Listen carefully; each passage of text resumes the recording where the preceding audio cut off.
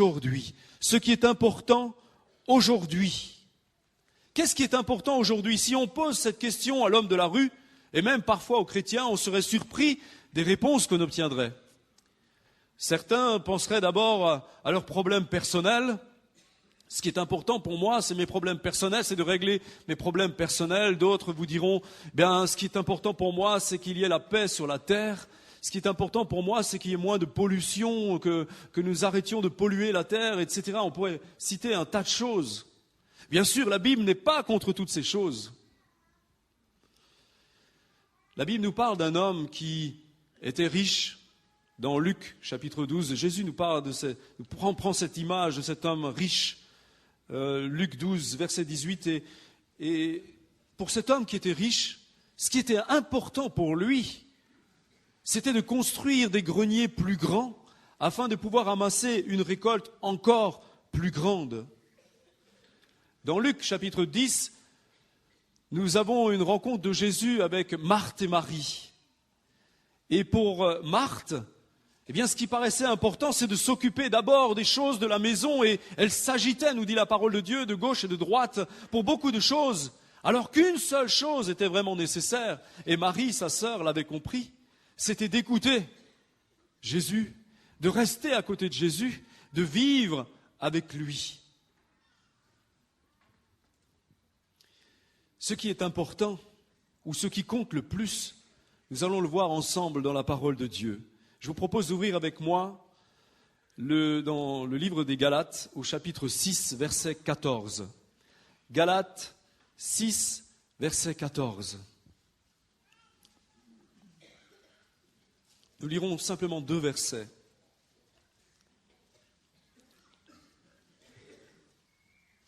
Quant à moi, je ne veux me vanter que de la croix de notre Seigneur Jésus-Christ. C'est Paul qui parle. En effet, grâce à elle, le monde est mort pour moi et je suis mort pour le monde. C'est pourquoi être circoncis ou ne pas l'être n'a aucune importance. Ce qui importe, c'est d'être une nouvelle créature. Amen. Ce qui importe, c'est d'être une nouvelle créature. Paul nous dit que ce qui compte vraiment pour Dieu, c'est de devenir une nouvelle créature. Est-ce que vous êtes persuadé de cela? La chose la plus importante de notre vie, c'est de devenir une nouvelle créature. Et seul en acceptant Jésus-Christ comme sauveur et maître, comme Christ ressuscité d'entre les morts, nous permettra de devenir une nouvelle créature. Tous les hommes se trouvent dans l'une ou l'autre des deux créations. Nés dans le monde, nous sommes pécheurs et nous sommes incapables de nous sauver nous-mêmes et nous sommes condamnés à cause du péché. Le péché là, il est latent, il nous accuse. La nouvelle création n'est pas une amélioration de l'ancienne vie, c'est un changement radical de vie. Un changement radical. Beaucoup de personnes pensent que l'essentiel, c'est d'être bon, c'est d'être droit, c'est d'être serviable, d'être des modèles. C'est vrai que ces choses sont bonnes, mais on ne peut pas les atteindre si nous ne devenons pas une nouvelle créature. Et la bonne nouvelle ce matin, c'est bien sûr la résurrection de Jésus-Christ. Mais l'autre bonne nouvelle, c'est que dès aujourd'hui, nous pouvons ressusciter. Et nous pouvons devenir des nouvelles créatures. Nous pouvons devenir nous aussi des nouvelles créatures et ressusciter à nouveau. Comment devenir une nouvelle créature? Aujourd'hui, nous fêtons un temps extraordinaire, la résurrection de Jésus. Amen. La résurrection de notre Dieu, bien sûr, elle a été annoncée par les prophètes et cela aussi doit être pour nous un encouragement extraordinaire. C'est que les prophètes ont annoncé la naissance, la souffrance, la mort et la résurrection de Jésus-Christ bien avant que cela n'arrive.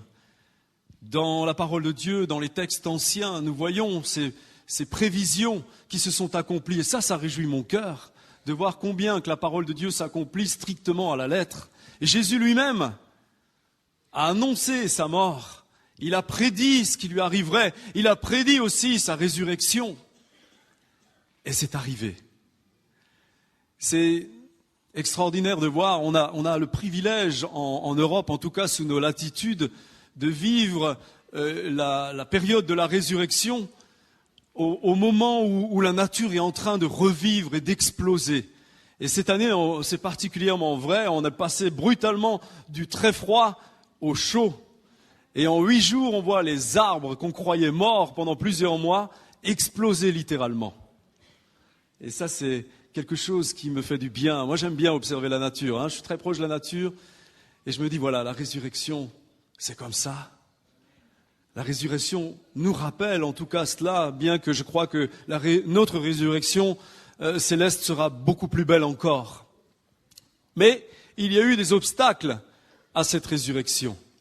Le diable, lui, l'ennemi de nos âmes, ne voulait pas bien sûr que cette résurrection ait lieu. Et la Bible nous parle au travers de divers passages les obstacles qui étaient là pour empêcher justement la résurrection de Jésus-Christ. Pour l'intelligence humaine, absolument tout s'opposait à la résurrection de Jésus. À la mort de Jésus, la Bible nous dit qu'on l'a mis dans un linceul. On l'a encerclé, on l'a entouré d'un linge et on l'a couché dans un tombeau. En plus, devant ce tombeau, on a roulé une grosse pierre qu'on a scellée par-dessus le marché. Et puis, en plus de cela, ça ne suffisait pas, on a mis des gardes devant le tombeau. Tout s'opposait à la résurrection de Jésus-Christ. On a tout fait pour qu'elle n'arrive pas. Mais rien n'arrête la puissance de résurrection. Amen. Rien n'arrête la puissance de résurrection et c'est une bonne nouvelle pour nous. Vous êtes épatés par la bonne nouvelle. C'est une bonne nouvelle pour nous. Rien n'arrête la puissance de résurrection. Rien ne pouvait s'opposer à la puissance de Dieu. Aucun obstacle. Rien. Les bandelettes se sont affaissées, nous dit la Bible, lorsque les 2 disciples qui, alertés par les femmes, sont venus dans le tombeau, se sont rendus compte que le corps n'était plus là, les linges étaient là, les bandelettes étaient là, le linceul était là, mais le corps de Jésus n'était plus là. La pierre avait été roulée. Qui avait roulé la pierre? Et puis alors, il y avait les gardes. Les gardes, la Bible nous dit que les gardes étaient terrorisés. Dans le livre de Matthieu, au chapitre 28, verset 4. Pour moi, ici, c'est très agréable, il fait nettement meilleur, merci. Jésus a donné de nombreuses preuves infaillibles de sa résurrection. La première preuve a été le tombeau vide. Le tombeau était vide. Nous pouvons lire ça dans divers évangiles. Et personne n'a pu prouver le contraire jusqu'à présent. Personne n'a pu prouver le contraire de la résurrection de Jésus. Personne n'a pu montrer le cadavre. Vous pouvez chercher aujourd'hui sur toute la planète, vous ne trouverez aucune tombe dédiée à Jésus. S'il y en a une, mais elle est vide. Et on peut la visiter en Israël. Le tombeau est vide. Sur la porte du tombeau, il est écrit « Il n'est plus ici, il est ressuscité ». Amen. Il n'est plus ici, il est ressuscité. Deuxièmement, il s'est laissé toucher. Jésus s'est laissé toucher après sa résurrection pour démontrer que son corps était fait bien de chair et d'os. Il n'était pas un esprit, il est réellement ressuscité. Luc 24, versets 39 à 40. Jean chapitre 20, 27. La Bible dit aussi qu'il a mangé avec ses disciples. Il a mangé et bu dans d'autres passages de Luc 24. Et puis il s'est présenté. Il s'est présenté à un grand nombre de témoins qui l'ont vu simultanément. Et vous pourrez lire ça dans les évangiles et même dans les actes. Jésus s'est manifesté dans son corps de résurrection pendant 40 jours, nous dit la Bible. Et la Bible dit qu'il s'est fait voir à plus de 500 personnes, pas seulement à ses 12 disciples les plus proches. Plus de 500 personnes ont pu le voir, ont pu discuter avec lui. La résurrection de Jésus est incontestable. Malgré tout ce qu'on peut dire, malgré tout ce qu'on peut essayer de faire aujourd'hui. Même ses ennemis ont été obligés de constater sa résurrection. Et ça aussi, c'est formidable.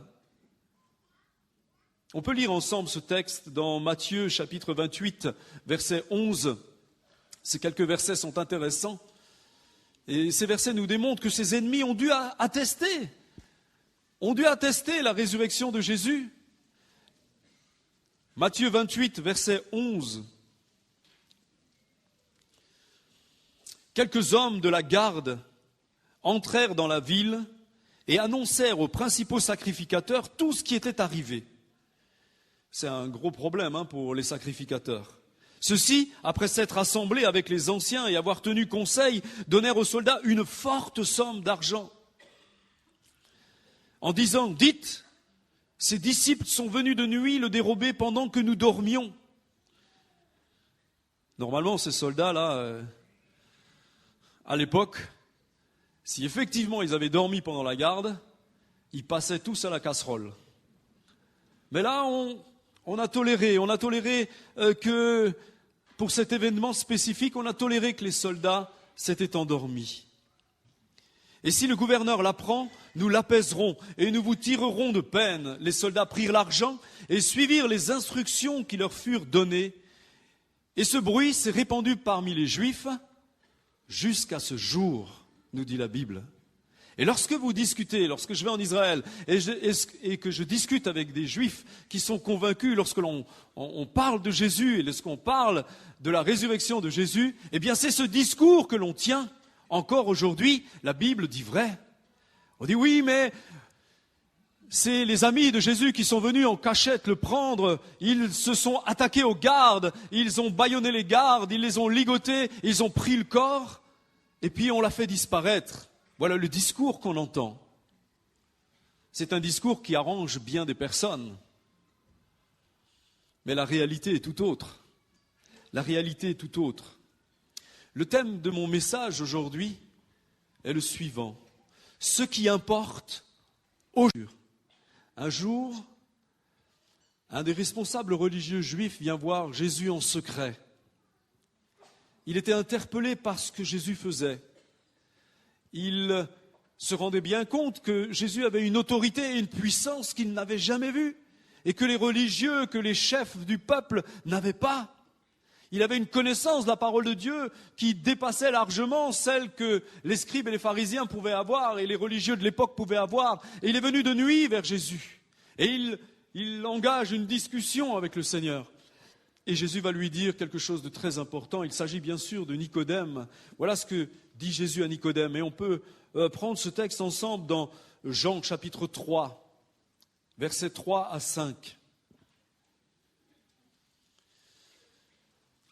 Après cette discussion, Jésus dit, en vérité, je te le dis, si un homme ne naît de nouveau, il ne peut voir le royaume de Dieu. Nicodème lui dit, mais comment un homme peut-il naître quand il est vieux?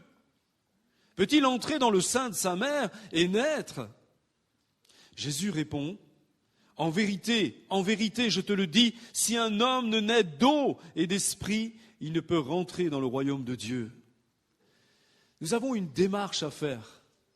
Nous avons une démarche à faire pour, naître de nouveau. La première démarche, c'est d'accepter Jésus dans son cœur.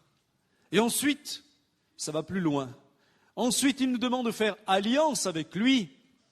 Et dimanche passé, nous nous sommes réjouis pour tous ces jeunes, toutes ces personnes qui sont entrées dans les eaux du baptême et qui, par cet acte, ont fait cette alliance avec Dieu. Ils se sont engagés à accepter Jésus-Christ et à faire alliance avec Dieu. Ils sont, par là, devenus de nouvelles créatures. Et je suis heureux, moi aussi, d'être devenu une nouvelle créature, mais plus que cela, il nous faut être baptisés du Saint-Esprit. Et lorsque le Saint-Esprit rentre dans nos vies, alors la vie change complètement. La vision des choses est différente. Nos priorités sont différentes. Notre amour pour les gens, notre amour pour les perdus prend une toute autre dimension. Parce que c'est l'Esprit de Dieu qui travaille en nous. Nous sommes devenus des nouvelles créatures, nous sommes ressuscités. C'est le commencement du processus de la résurrection. Nous sommes devenus des nouvelles créatures en Jésus-Christ, par Jésus-Christ, à cause de son acte incroyable à la croix que Claude nous a si bien décrit vendredi.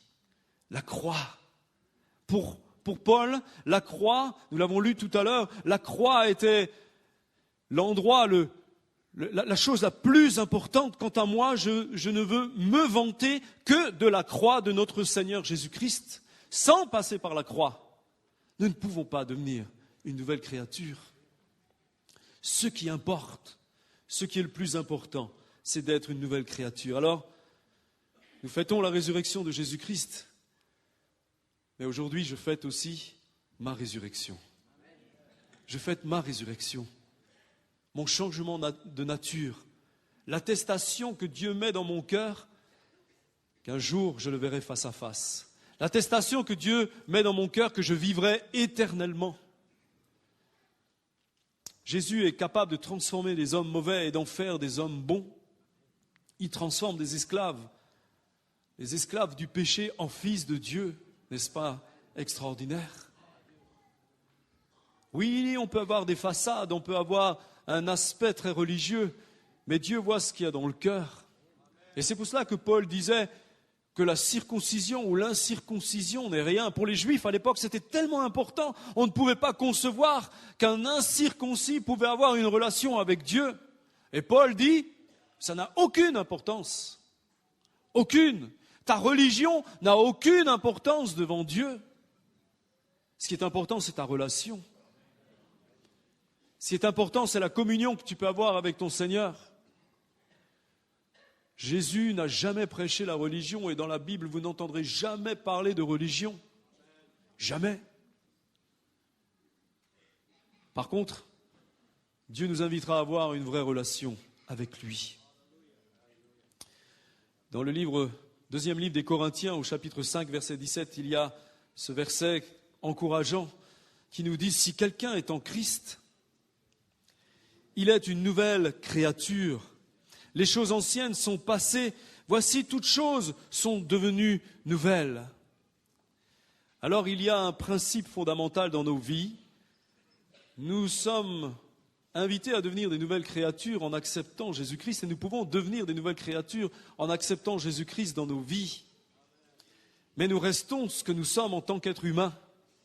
Et il y a un combat terrible en nous entre la nouvelle créature et l'ancienne créature. Et c'est un combat permanent qu'il y a là tout au long de notre vie. Il y a, c'est vrai, des périodes de notre vie où nous pensons que rien pourra nous empêcher de progresser, d'aller de l'avant avec le Seigneur. Et tout d'un coup, notre vieille nature, la chair, reprend le dessus. Et il y a ce combat permanent qui est là. Et tant que nous avons les deux pieds sur la terre, nous aurons à lutter contre ce combat. Je le disais l'autre jour, quelqu'un disait que le croyant a deux natures, la vieille qui pousse à faire le mal et la nouvelle nature qui fait la volonté de Dieu et qui cherche la volonté de Dieu. Et cette personne posait la question, c'est laquelle des deux qui l'emporte? Et il conclut en disant, eh bien c'est celle à laquelle nous donnons le plus de nourriture. Et j'aime cette phrase. C'est celle à laquelle nous donnons plus de nourriture. Alors nous devons veiller. De quoi nous nous nourrissons? Je ne reviens pas là-dessus. Claude en a parlé, Samuel en a parlé dimanche.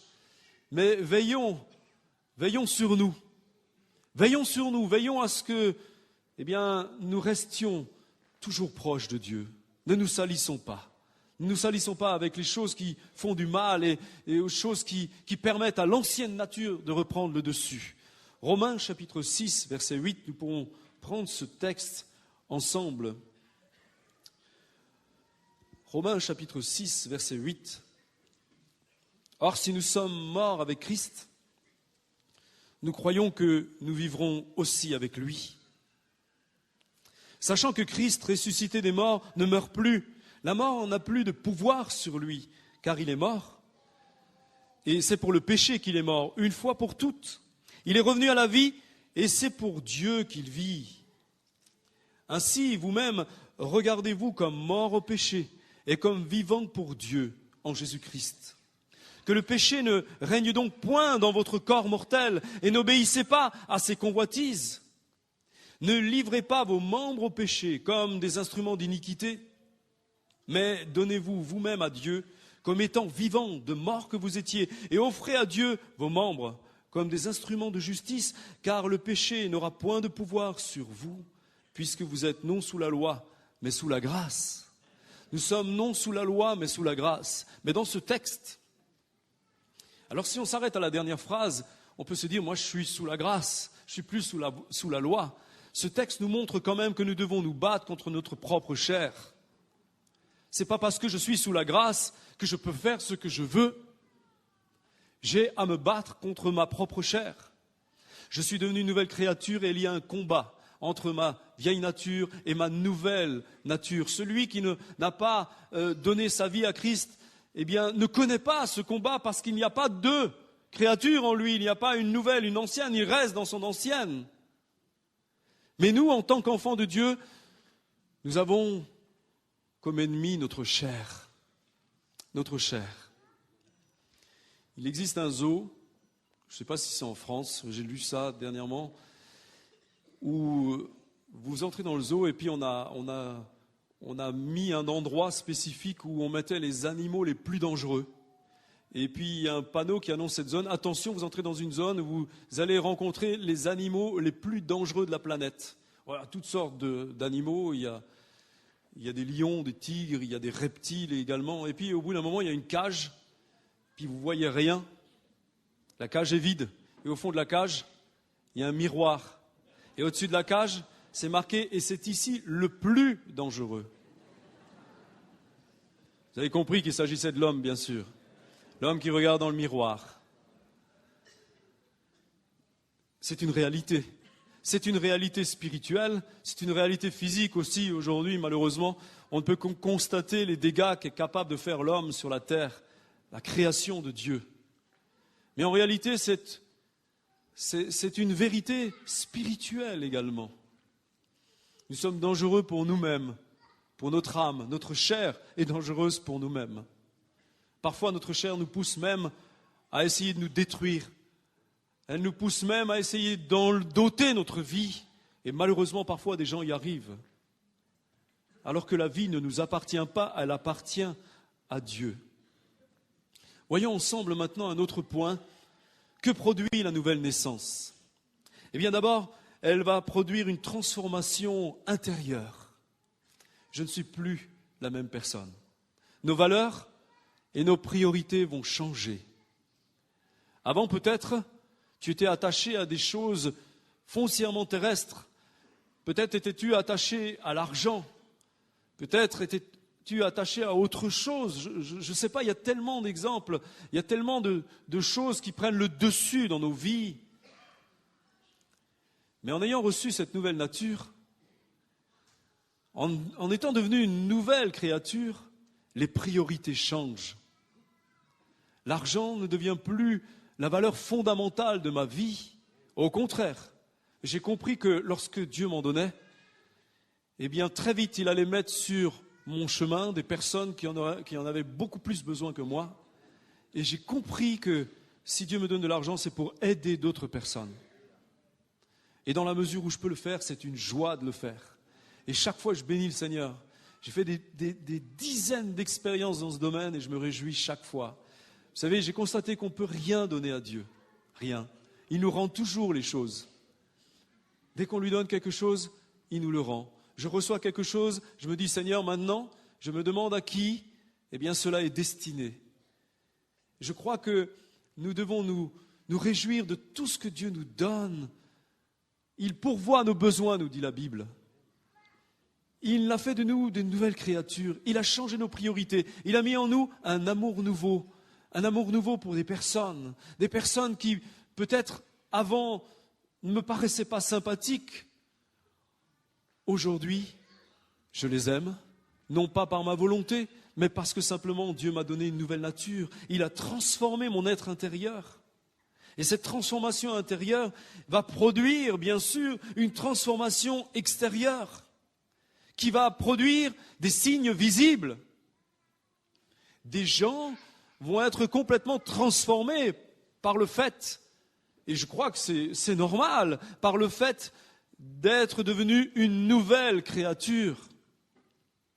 Je rencontrais quelqu'un l'autre jour qui me disait « Je ne comprends plus mon père, il est complètement transformé. » Parce que ce père avait simplement fait un retour vers Dieu et il avait constaté, eh bien, il était revenu vers Dieu et son fils, un de ses fils, avait constaté que ce père avait complètement changé.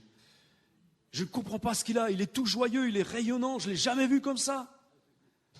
C'est les signes visibles de ce que Dieu fait à l'intérieur d'un cœur qui est devenu, eh bien, une nouvelle créature.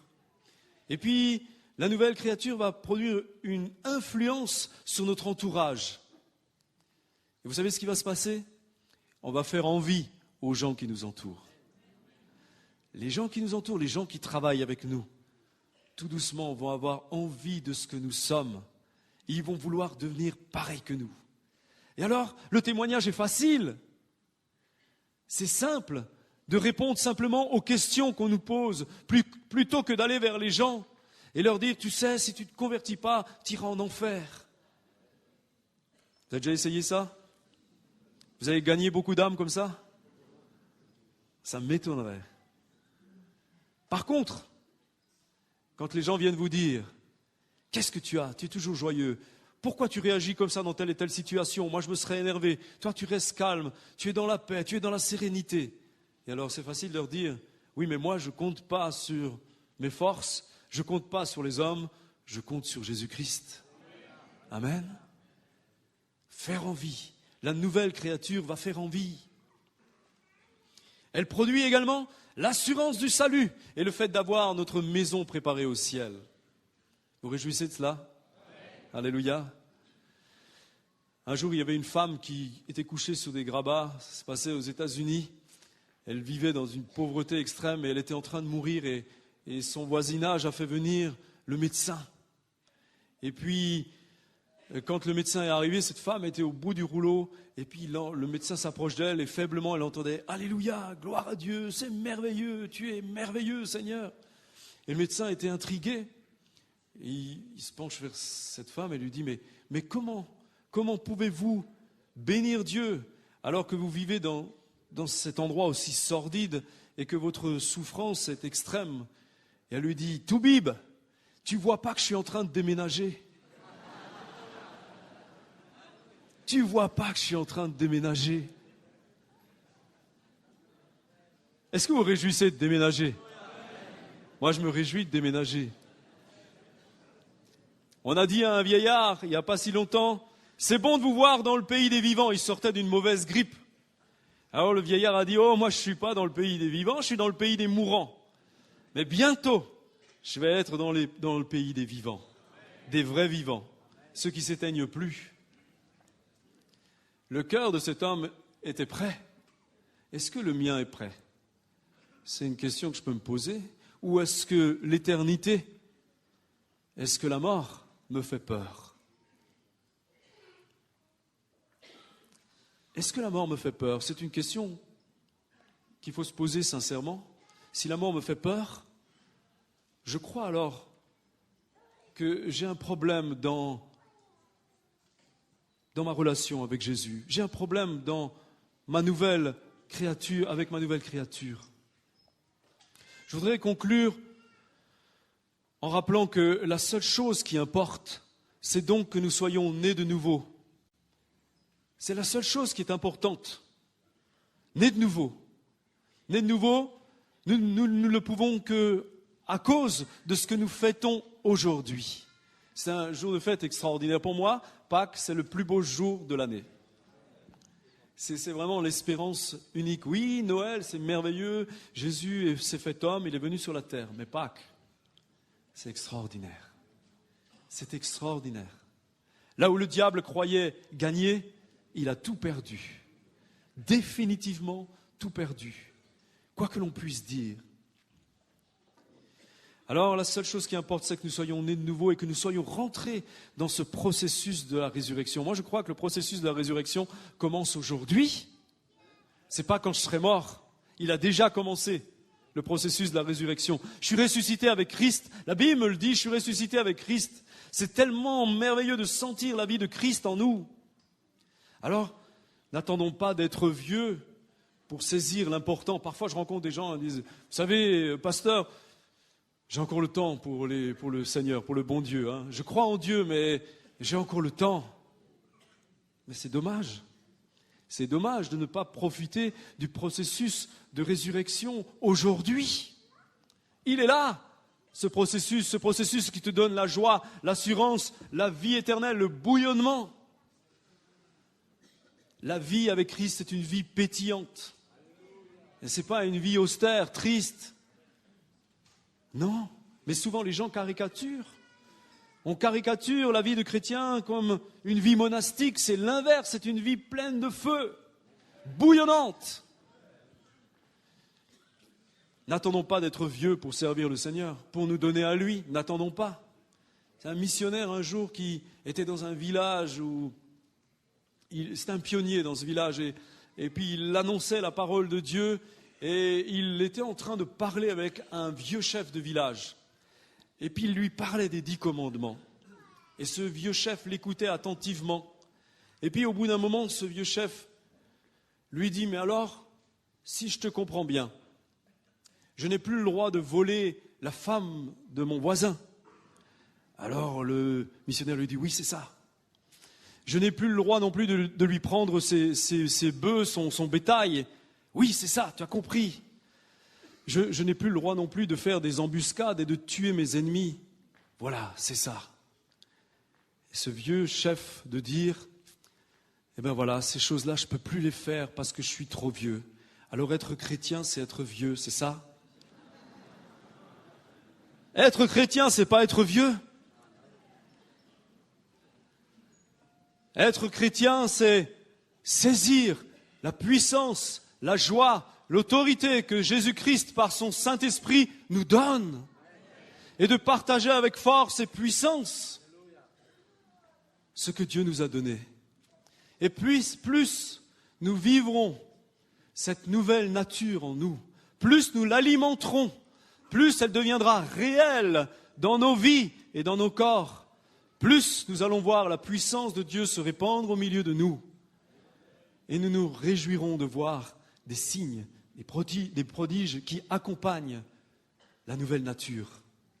Est-ce que vous croyez cela? Est-ce que vous attendez à cela? Voulez-vous aujourd'hui nourrir votre nouvelle nature pour ceux qui ont reçu cette nouvelle nature? Et pour ceux qui n'ont pas encore reçu cette nouvelle nature, aujourd'hui est une occasion de dire au Seigneur, moi je veux aussi ressusciter avec toi et acquérir cette nouvelle nature. Ressusciter avec Christ. Je suis aujourd'hui ressuscité avec Christ. Un homme né de nouveau aura peu à peu toutes les qualités nobles que l'on peut espérer dans l'humanité. Est-ce que vous croyez cela? Avec nos propres volontés, on va essayer d'améliorer des choses et puis viendra un événement, une occasion qui fera voir que notre ancienne nature est toujours là. On se mettra en colère pour une raison X ou Y. On va se laisser emporter. Peu à peu, eh bien, l'homme né de nouveau aura toutes les qualités qualités nobles qu'un homme peut espérer, des qualités que tant de gens cherchent désespérément sans jamais pouvoir les atteindre. Seule la nouvelle naissance est capable de produire des miracles dans les vies. Amen. Seule la nouvelle naissance est capable de donner des miracles, de nous permettre de vivre des miracles dans nos vies. Je voudrais simplement terminer par un verset qui est une promesse. Le verset 8 de Romains, du livre des Romains, le verset 11 du chapitre 8. Romains, chapitre 8, verset 11.